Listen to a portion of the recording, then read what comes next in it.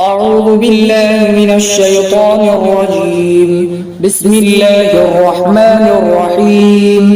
إن في خلق السماوات والأرض واختلاف الليل والنهار والفلك التي تجري في البحر بما ينفع الناس وما أنزل الله من السماء من ماء فأحيا به الأرض بعد موتها وبث فيها من كل دابة وتصريف الرياح والسحاب المسخر بين السماء والأرض لآيات لقوم يعقلون. ان فی خلق السماوات والارض، بلا شبہ زمین و آسمان کی تخلیق میں، واختلاف اللیل والنہار، اور رات اور دن کے بدلنے میں، والفلک التی تجری فی البحر بما ينفع الناس، اور وہ کشتی جو سمندر میں چلتی ہے اس چیز کو لے کر جس سے لوگوں کو فائدہ پہنچتا ہے. وما انزل اللہ من السماء من ماء فاحیا به الارض بعد موتها، اور اللہ نے آسمان سے پانی اتارا پھر اس کے ذریعے زمین کو زندگی بخشی اس کے خشک ہو جانے کے بعد. وبث فیہا من کل دابہ، اور زمین پر ہر طرح کے چوپائے پھیلا دیے.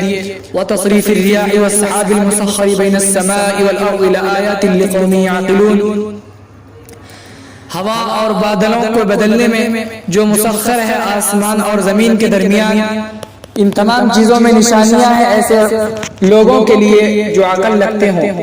ومن الناس من يتخذ من دون الله اندادا يحبونهم كحب الله، اور بعض لوگ وہ ہیں کہ جو اللہ کے بالمقابل ند بناتے ہیں، وہ ان سے محبت کرتے ہیں اللہ کی محبت کی طرح. والذین آمنوا اشد حبا للہ، اور ایمان والے تو اللہ کی محبت میں بڑھے ہوئے ہیں. ولو يرى الذین ظلموا اذ يرون العذاب ان القوة للہ جميعا وان اللہ شدید العذاب، اور اگر ظالم لوگ دیکھ لیں گے جبکہ وہ عذاب کو دیکھ لیں گے تو وہ لوگ جان لیں گے ساری طاقتیں اللہ ہی کی ہے، اور یہ کہ اللہ کا عذاب بہت سخت ہے. اذ تبرأ الذین اتبعوا من الذین اتبعوا ورأوا العذاب وتقطعت بهم الاسباب، جبکہ وہ لوگ بیزاری ظاہر کریں گے جن کی پیروی کی گئی ان لوگوں سے جس نے پیروی کی، یعنی مقتدی لوگ اپنے پیروکار سے بیزاری ظاہر کریں گے اور وہ لوگ عذاب کو دیکھ لیں گے تو ان سے تمام تعلقات توڑ دیں گے. وقال الذين اتبعوا لو ان لنا كرة فنتبرأ منهم كما تبرؤوا منا،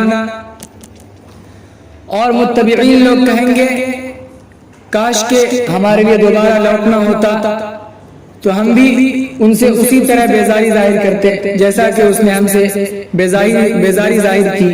كذلك يريهم الله اعمالهم حسرات عليهم، اسی طرح اللہ ان کے اعمال کو دکھائے گا ان پر حسرت کرتے ہوئے. وما هم بخارجین من النار، اور وہ لوگ دوزخ سے نکلنے والے نہیں ہیں. اقول قولی هذا واستغفر الله لي ولكم ولسائر المسلمين فاستغفروه انه هو الغفور الرحيم.